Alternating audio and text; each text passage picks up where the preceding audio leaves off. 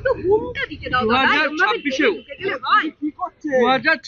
কি 2026-ও কি এ রাজ্যে ভোটের ইস্যু ধর্ম? আমাদের কাছে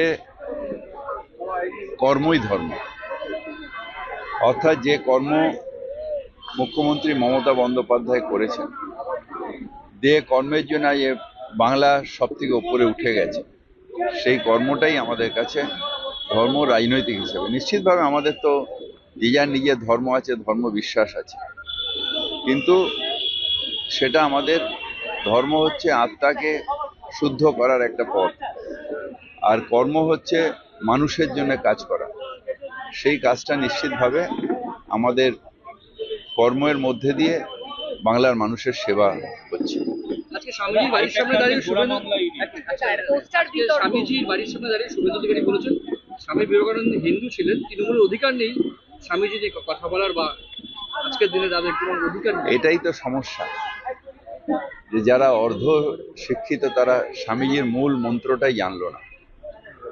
রামকৃষ্ণ, শ্রী শ্রী ঠাকুর রামকৃষ্ণের মূল মন্ত্রটাই শিখল না। রাজনীতি করার জন্য ধর্ম নয়, ধর্ম আত্মাকে শুদ্ধ করার জন্য। কর্ম হচ্ছে রাজনীতির জন্য। তুমি কর্ম করো, মানুষের সেবা করো, সেটাই রাজনীতি।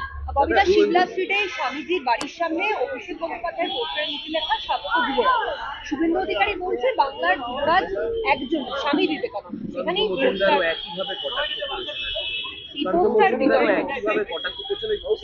আমি জানি না, আমি পোস্টার দেখিও নি, আমি এটা নিয়ে বক্তব্য রাখবো না। তবে ব্যাপারটা হলো যে আমাদের মূল মন্ত্র হচ্ছে কর্মই আমাদের ধর্ম, যেটা স্বামীজিও শিখিয়ে গেছেন।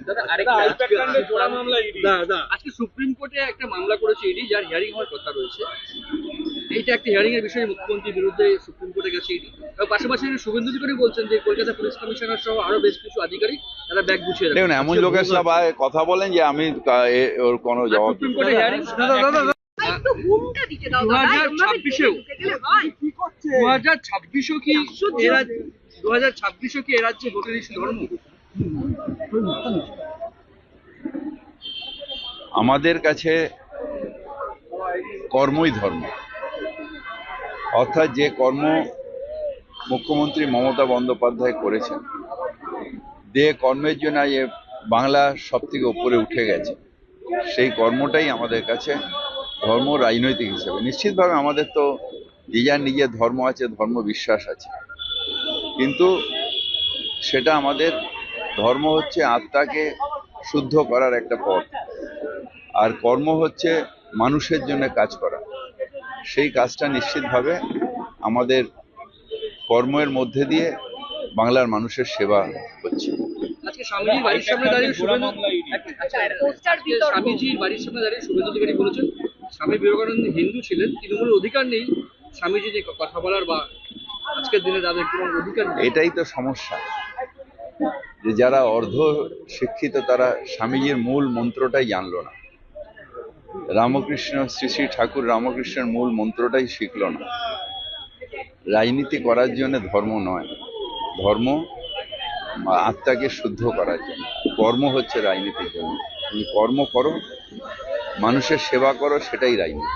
ববিতা, শিবলা স্ট্রিটে স্বামীজির বাড়ির সামনে অভিষেক বন্দ্যোপাধ্যায়ের পোস্টারের মুখে লেখা সাতশো যুবরাজ।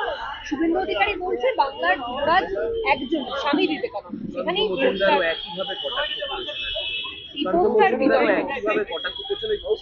আমি জানি না, আমি পোস্টার দেখিও নি, আমি এটা নিয়ে বক্তব্য রাখবো না।